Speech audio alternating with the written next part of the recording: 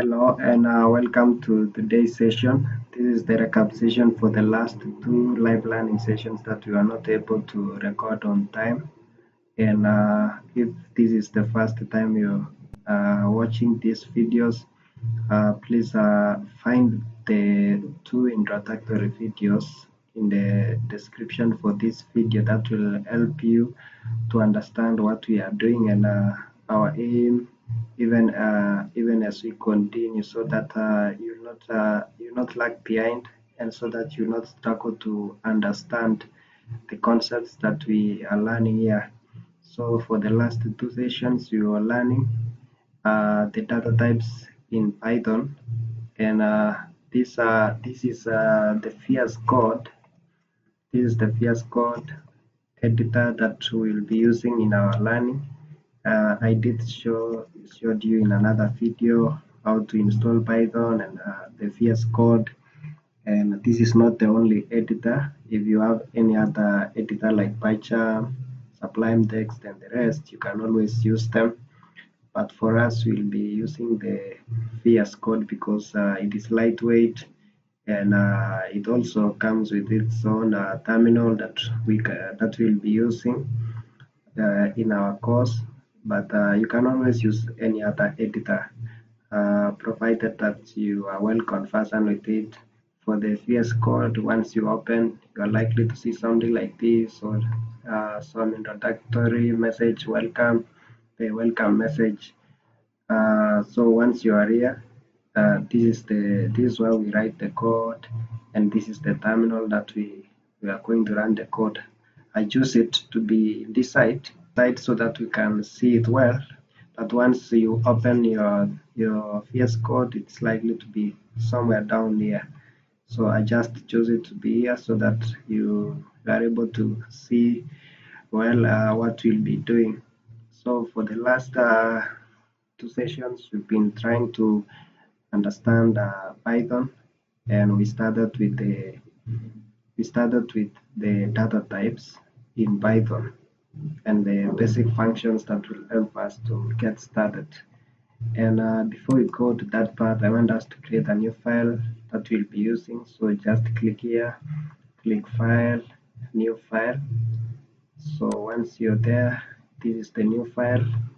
You can rename it. So Control S to save, and make sure to choose the location that is favorable to you. I choose this location, the folder in the desktop. You can always choose any other folder depending with you, but for us, we have a folder in the desktop called software development. This is where we'll be writing all our programs for these sessions and the ones that are coming. So you input the name, and this could be the recap session .py. So make sure you include .py so that the interpreter will know that this is a Python file. So this is very important when you are naming. Make sure you include .py extension. Okay, so that is we have the file. We have the file that we are going to be using it during this session. And just before we start, I think you still remember the variables that we've been talking about in another video before this, whereby we said that these are the storage places in the computer, or in other words, we are asking the computer to reserve a place for us to store a given value, just like the greetings message that you are talking about. So once you tell the computer to reserve a place in the memory, like the storage place, it will know that this is the greetings message, and it will take note of that space in the memory, whereby you can always have the greetings message that we were talking about in the other sessions. So and others. Maybe when you have a variable like maybe you want to keep the number of people, the computer will reserve that place for you so that you can always keep the number of people. Maybe you want to note maybe you want to note the constant values like the pi. You want to do some calculation, and you tell the computer that maybe that pi is equals to maybe 3.14, etc. So this is the computer memory, and here you're telling the computer to reserve a given place in memory in the name of variable greetings, and that variable will have a given value, maybe greetings message as we saw last time. Same goes to this. We have a variable named pi, and it has the value of 3.14. We have maybe a variable of people, for example, maybe farmers, and maybe that's the value of maybe 1,000 farmers, and so forth. So this is what we said, that variables are the storage places in the computer. They hold the values. So it is very important to remember that. And as we were learning from the last two sessions, we were trying to understand the Python variables and, and the data types. And we saw the basic data types, and in our next session we will be learning the collections or things to do with lists, dictionaries, and the rest that we will see when that time comes. So we had the first one. We had the first one that was the indexers.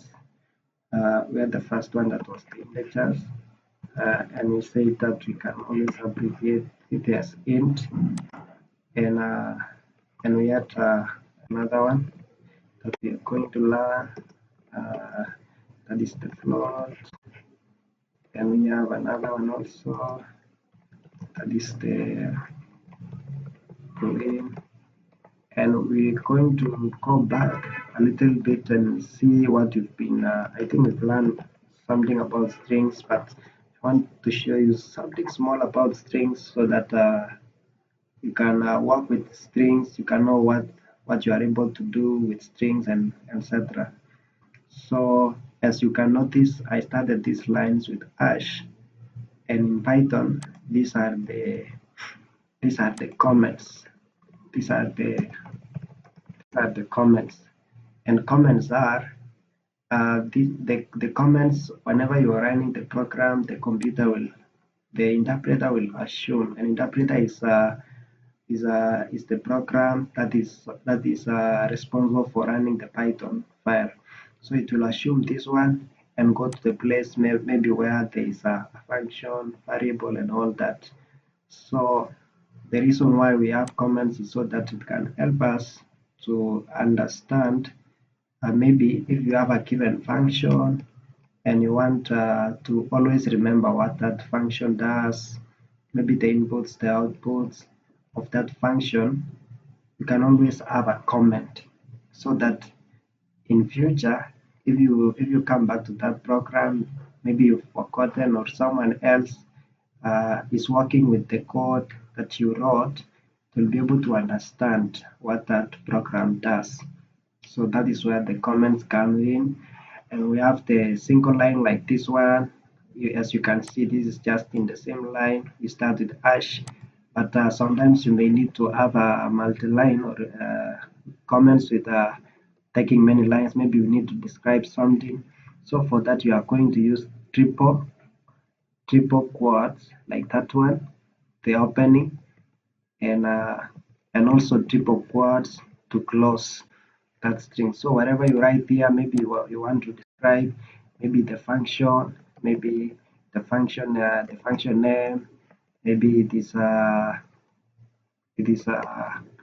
addition, maybe that is the name, and you want to maybe talk about the arguments that it is taking, and maybe it is taking A and B,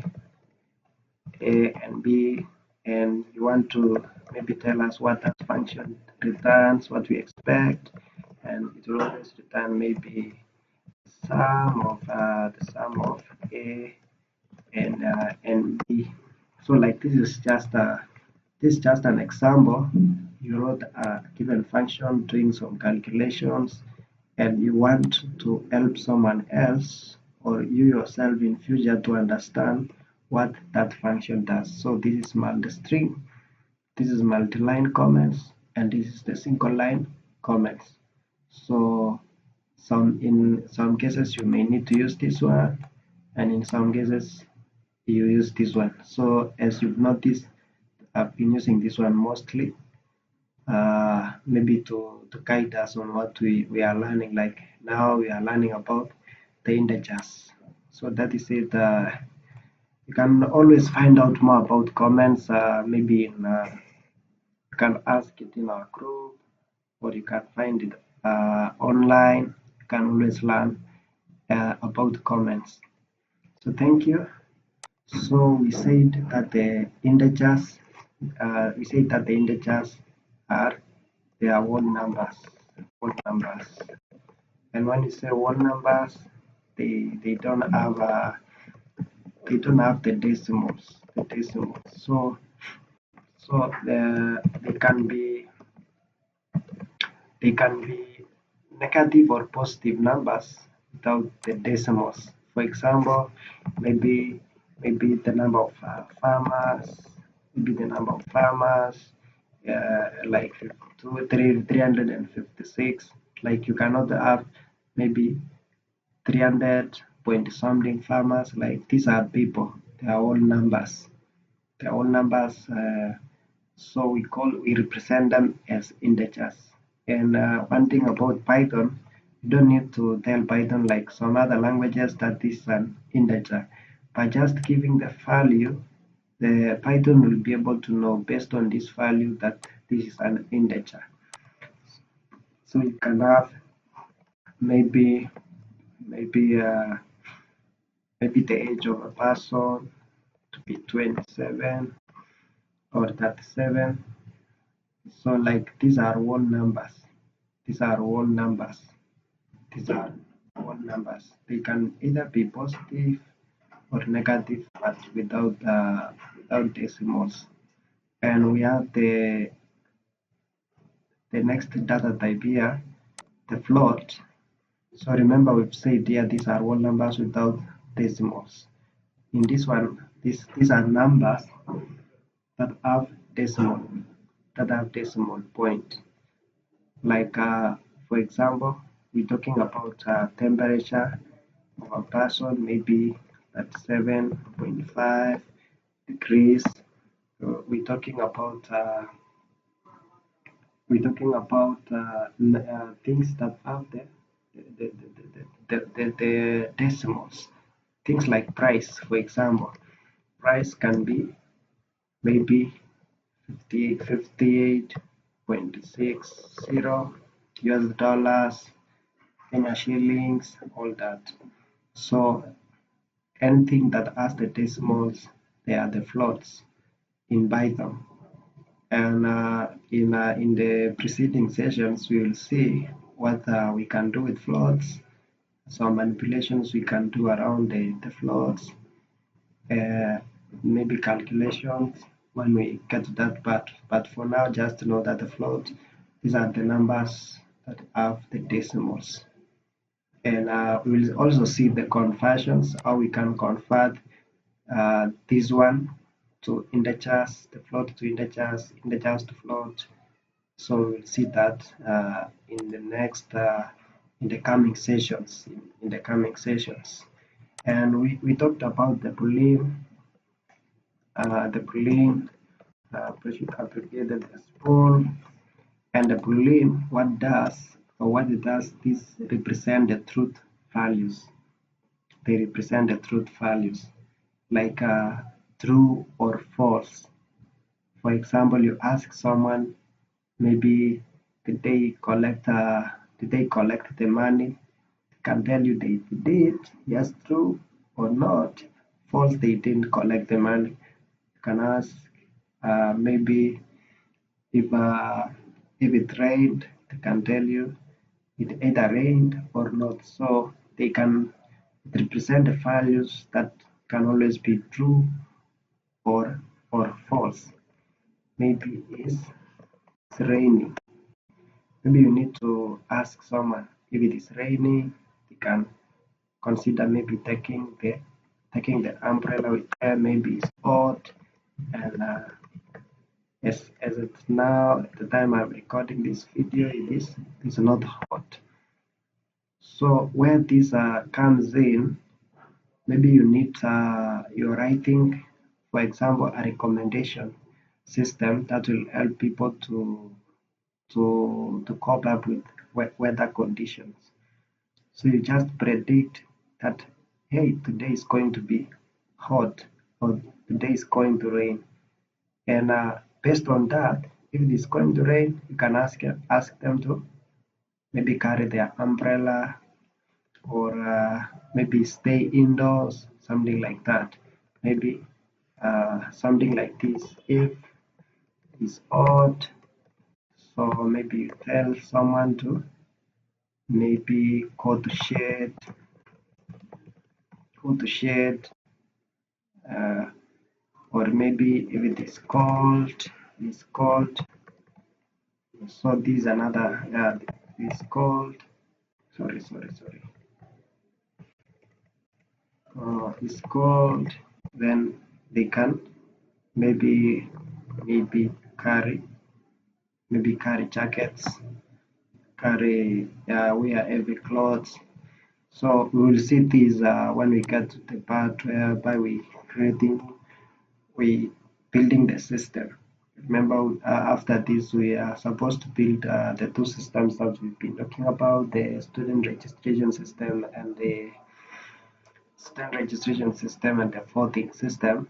We are going to see where this come. For example, there's some places we were saying in the voting system, if someone is above 18 years, they can vote. So maybe something like is a further is a further. So we assume maybe everyone is not a further. Then once they are 18 years, now they can vote. Yeah, so that is it. Before we go to strings, I want to clear this. And show you something so that we will come to strings. We'll come to strings. Something just on Boolean. So we want to ask someone their age. Do you remember we were using the input? We were using the input function, and we were writing optionally what we want to ask them, or the message that they will see on their screen. Maybe what is your age? And based on the age, uh, remember we were supposed to convert. Let me zoom a little. You're supposed to convert whatever they give you here to integer, because as we said last time, everything that is collected over from users is assumed to be string. So for you to use this one as age, you need to convert it to integer because this is string. If you look at the type, maybe we can see, okay, for you to know the type, we'll always use the type function. So you just write type of age. I want us to see before we can continue, and we are going to use the terminal here to run this program. So just before that, maybe you are using something like Sublime Text or any other editor that doesn't have the terminal as VS Code does. So you can just come to where this is where the file is. It is in a folder in the desktop that is called software development. So just come to that folder where the file is. Then here just click, so just highlight everything. Just click here and it will highlight everything for you. And once it highlight, you can write the cmd. You can run the command prompt right here, or you can use the PowerShell. I like using PowerShell. Uh, okay, both of them will run the Python for you. So let's try PowerShell for this. The reason I'm doing this is if you are using another editor, or you don't want to use the terminal that is right here, the terminal that we have it here. So just come here, highlight that part, and just write the PowerShell. Then you hit the enter. It will open the PowerShell for you directly in this location. Otherwise, okay, let me do that so that I show you. So as you see, it has opened directly in that path. If you are to open cmd, uh, let me minimize this. If you are to open the cmd, like I'm opening the cmd from here, as you can see, I cannot run that file until I'm in that location. So I have to navigate to where that file is. It is in the desktop, and once I'm in desktop, uh, it is in sorry, it is in a folder called software development, like that. So once I'm there, I can now run the file from here. But the shortcut for this is, as I've told you, just come here. If you want to use the cmd, just write the cmd, and it will open the cmd in that location without you having to navigate through. So we are going to use the PowerShell here. So for you to run the Python file, remember the name is backup session. So you just write Python and the name of the file. So we call it what, once again, backup session. So we call it recap session. We call it recap session. Or else, for you to be faster, you just write the first few words and you hit the tab in your computer, and it will autocomplete for you like that. So just write a few words, hit the tab, and it will autocomplete for you. So this is how we're going to be running the Python. And the reason this will run is because if you can remember, when you were installing Python, I told you to remember to add the Python to the path. Like when you did that, you can run the Python from anywhere. But if you didn't, you're likely to get an error here, because the computer will not know where the Python is. So make sure if you get the error here, you may need to rewatch the video whereby I was sharing to you how to install Python. Remember, we've been using the Google Colab, but for this and going forward, we'll be using the Visual Studio, so that you can run your computer, you can run your program even without the internet. So just install Python. For those people who are using the mobile phones, I'll share with you something else that can help you. But for now, you can use the Google Colab to always run whatever we're running in the class. So just hit enter, and it will ask you what is your age. Uh, let's say I'm 13, and as you can see here, we wanted to know the type. We wanted to know the type of the age, and the type here is string. So for us to use this one, if you can remember, we were to convert and say maybe new age is equals to the int of age. Like we are using the int function to convert this string to integer. Once we do that, and let's see, I want us to have two print statements here. I want us to have so I want us to see both of them. Now when we convert, remember this is the initial file that we are taking from the user, and this one is we've converted. I want us to check the data types. So once again, okay, you write the same Python, and then the recap session like that, hit the enter maybe at 15 or 25, and as you can see, the first one here, which is age, is a string, but this one is an integer, and this one is an integer. So we can now work with this one as the integer. So make sure not to forget that whenever you are collecting the users from the input from the users. So when you are working with things that are string, you need to convert integers, or you need to convert them to integers first before using them.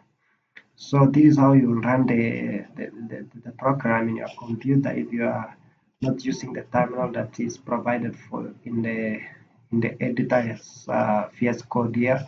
So I will not use this one, but in case you don't have this terminal, you can always use this one. So that is it for that. So if you can also remember, we don't need to maybe come up with new variables and do this. Instead of converting age here, we can just put everything here like this inside the int function, and it will collect the input from user first, then after that it will convert it to age, and for that we will not need to have another variable for age. So that is how you will be working. You just collect the input first using this, then by wrapping everything inside the int function, it will be converted to integer. So this is not necessary anymore. And if you can just see the type, you can see the type for now. Okay, so as you can see, the terminal that is here is not in the location where we are. We need to navigate like to desktop, and from desktop to that folder where we were, so that we not get the error that we got above. And to clear the terminal, you can always use the CLS.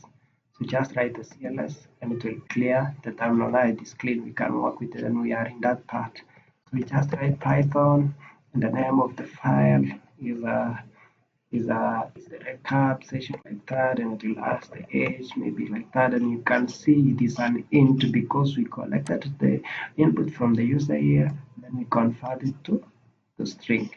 So as you can see here, and one thing more before we go, remember we want to see something, this is an int, we want to see something with Boolean, like in this place. You don't need to always come writing Python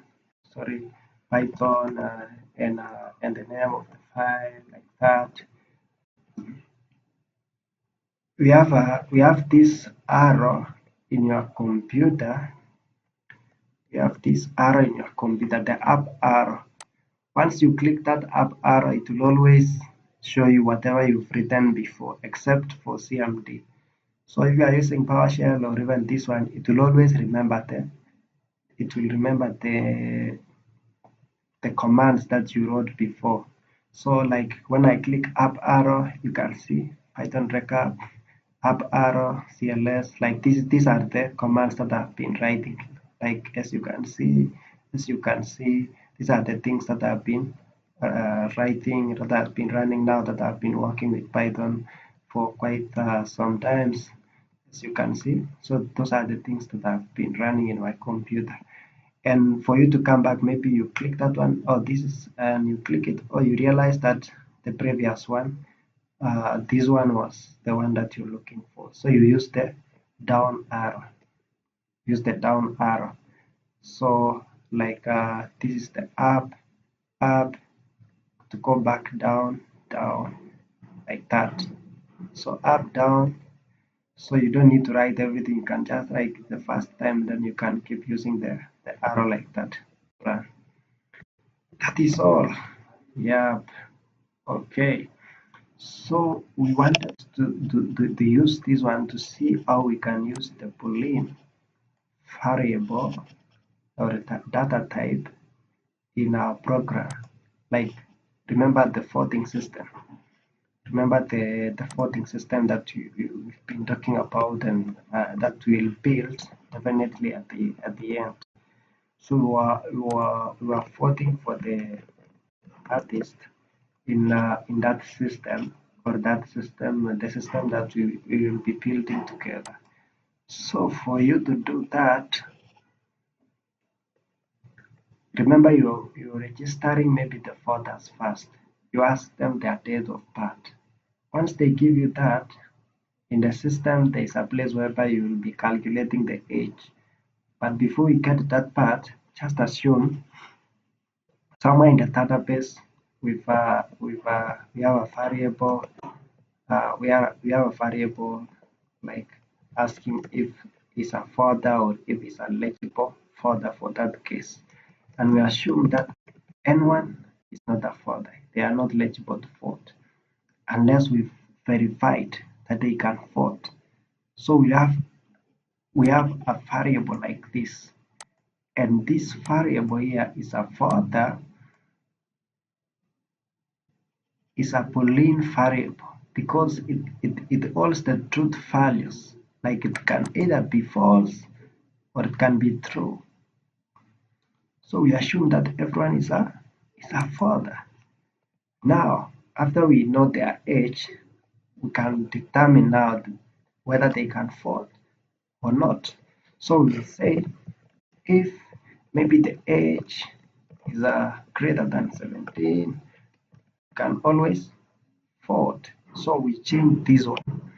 Like initially they couldn't vote, but if the age is 17, then we can say yes, it is a father. Remember it was false. It is now true because we've checked and verified if this person, this is where we are verifying if this person is 18 years and above, they are fathers, they are legible. Okay, we may need to maybe check other things like if they are 18 and they are registered as fathers, things like that. We will see that in future. But for now, we are just using this one to verify. We assume every other thing. The consideration, the factor here is only the age. So the age is 18. If the age is 18 or more, they can vote, else they can't. So if we print here is a further, and then after this statement, we also print is a further.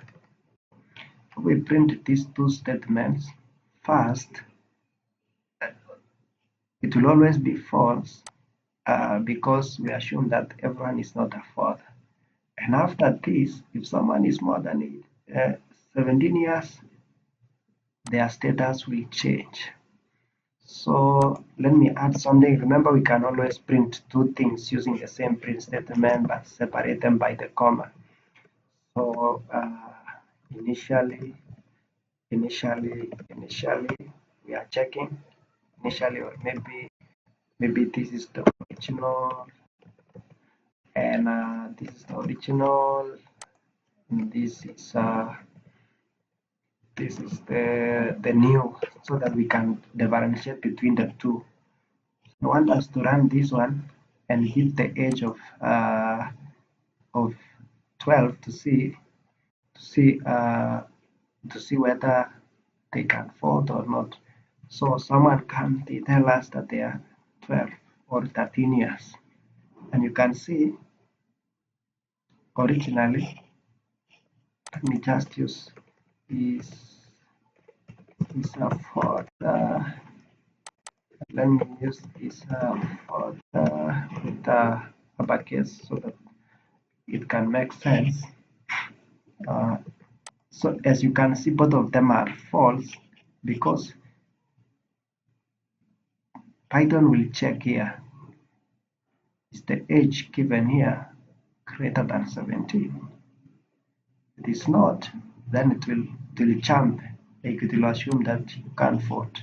So if we were to continue with this system, this is where we'll maybe ask someone their preference or the person that they want to vote for and all that. But we checked they are not more than 17 years. We just skip this one.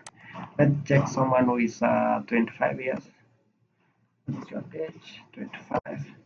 And you can see is a father. At first, we assume they are not fathers, but after checking their age, they are now fathers. So, like this is where Boolean variables will come in the system. There are many instances that we will need the Boolean data types. So we'll see more on this as we continue. So just note that we have the integers, that we have the float, that we have the Boolean, abbreviated as bool, and now I want us to see something with strings. We've talked about strings for long. I want us to see something that we can do with strings. So for strings, this is the fourth and the last one that we saw, because next we're coming to deal with collections. So strings, as you can remember, last session we said that they are sequence of characters. So they are sequence of characters enclosed in the double quotes. Like if you can remember our greetings message, it was maybe hello for example, hello John, welcome to our recap session and that. So these are strings. Whatever we write it in between the quotes, it will be assumed. Like if I have exclamation mark there, hello John. If I have an emoji, everything, so long as this enclosed in the double quotes, is assumed to be a string. And we have also this. Let me just write name. So if I write something like this, it is also a string, but it's advisable that you use the double quotes because in Python we don't have the character. The character, I know some languages like C has the char for character data type, but in Python it is assumed that everything with a single quote is a character. So we don't have characters in Python. We just have the strings. So you can always use the single or double quotes, but I encourage you to always use the double quotes while writing the strings. So everything here, even if you write some numbers here, so long as they are enclosed in the double quotes, they are in Python assumed to be strings. So uh, we have the methods that comes with strings. We have the methods that comes with strings. Uh, we have the method that comes with strings. I want us to see something like this. Maybe I wrote a message like that, and realized I realized that I missed this one. Like this should not be S for world, hello world. So I may need to replace this one. I may need to replace this one. So strings have something called methods. Like they are the functions that have been written that comes with strings. Once you're working with strings, you can always use them without any need to write further functions like these ones. Uh, like in greetings. So I may say greetings dot replace like what I'm replacing s with w like that. So once I print the greetings here, I print uh, I print the I print the greetings here. So once I print the greetings there,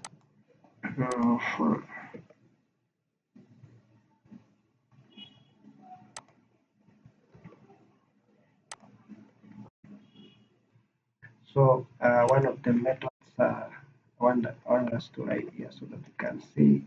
So one of the methods is replace. So this one will replace the string that you give here with a string that you give here. But maybe you wanted this one to be uppercase, like to be in capital letters. This is hello world. You want it to be in capital letters. So for that, we'll use another function that is called just write dot upper. So this will change this one to uppercase, like everything to uppercase. Let's run and see. And as you can see, everything was in lowercase. It is now in uppercase. CLS. Maybe want to maybe mixtures of hello maybe world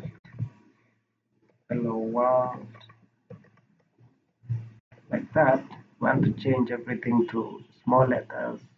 So we have dot after want to change everything to small letters. Let's see. Uh, sorry, but sorry, this is dot upper. So to change it to small, we just write lower. So lower dot lower.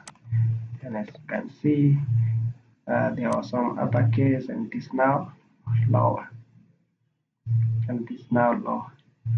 Maybe you are collecting or you are keeping the records of the number of the test books that you have,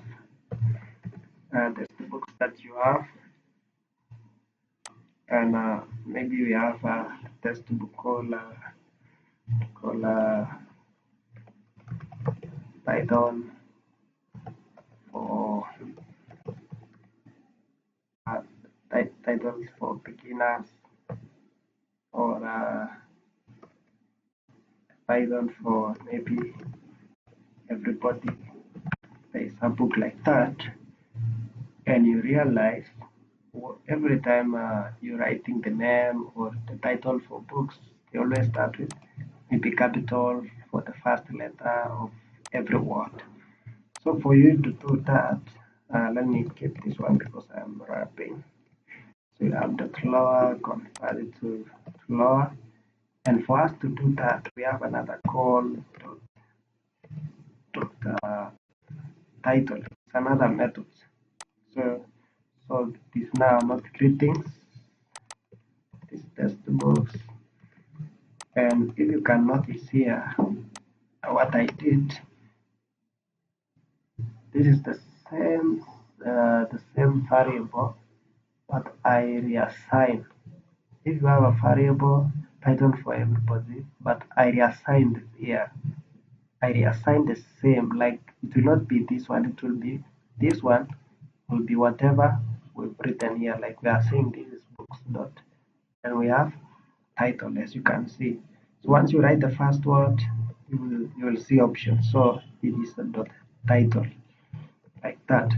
So this variable will have whatever it is in the right hand side.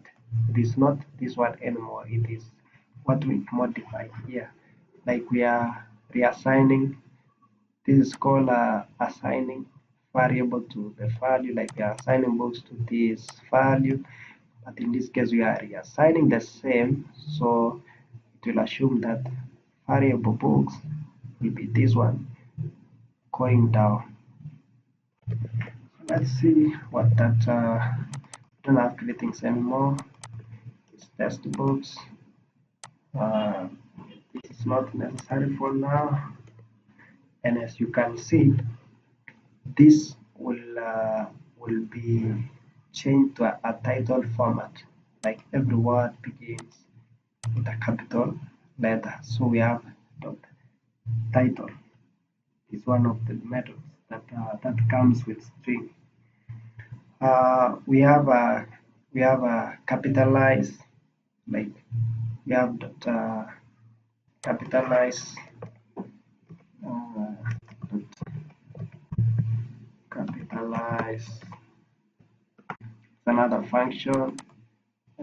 Let's see it. So capitalize, what this does, it will make the first word to be in capital letters, the first word to be in capital letters, almost similar to this one, to the title, but this one is the first word for the whole string. Remember, this is treated as one string, so dot capitalize. We have also, maybe you want to remove some spaces like this, we are using another one called dot strip. So dot strip, want you to try dot strip is another one that we can use, and maybe the last one, or we have more. We will not cover everything, but as we continue, we are going to be learning more methods on strings. So like we have that length, want to know the length of this string.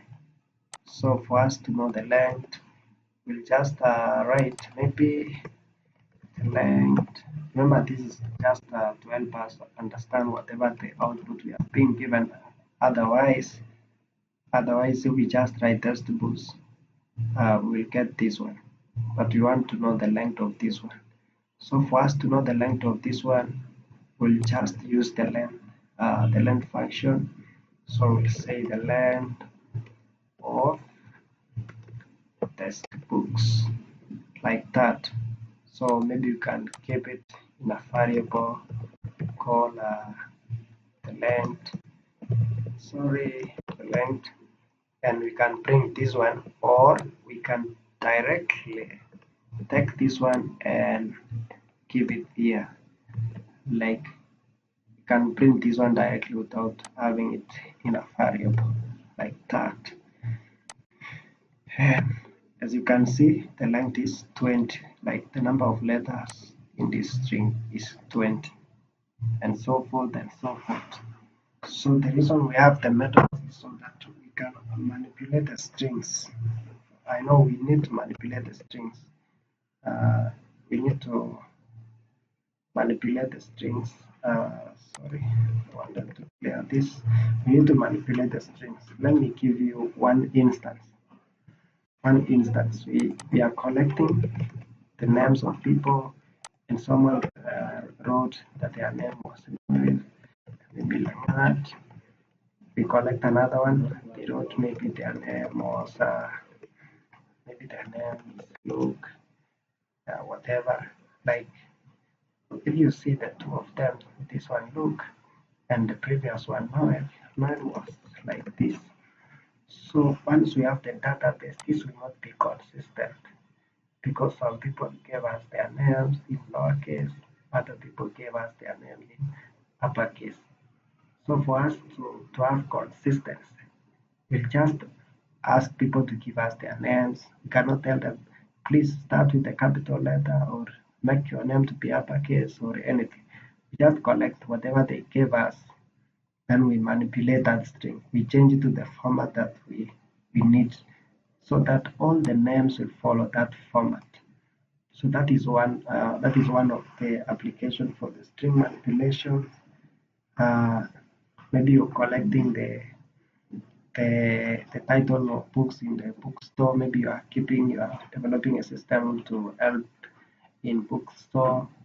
So you just give the titles, and then the system will automatically make them in the title format.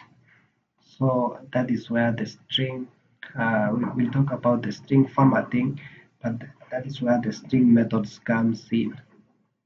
So uh, make sure you practice this.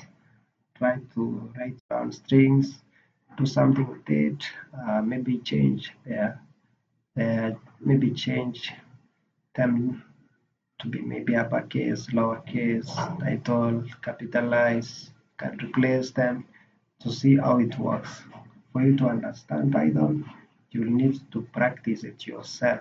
So you may follow along, but eventually please find time and try this one. If you have challenge using the VS Code, you can reach out to me, or you can use the Google Colab that we've been using. It's very easy to use, and it is straightforward. So that is it for today. In our next live learning session on Saturday, uh, we are going to be learning. We are going to be learning the collections, things to do with lists, things to do with dictionaries, things to do with tuples. So be sure to join our live learning session. We always have the session on Saturdays. The links are always shared in our WhatsApp group. Remember, it is free. So you just join our group and you'll find a link for the live session that we do it on Google Meet every Saturday. That is where you can ask the questions live. That is where we can code along together. So remember, our goal is for us to understand Python together, is to help one another. You can always in the group respond the questions that our colleagues are asking. You can raise questions as well. So be sure to join our group and also subscribe to our channel, and we'll grow together. So thank you so much, and God bless you. Let's meet on Saturday. Bye bye.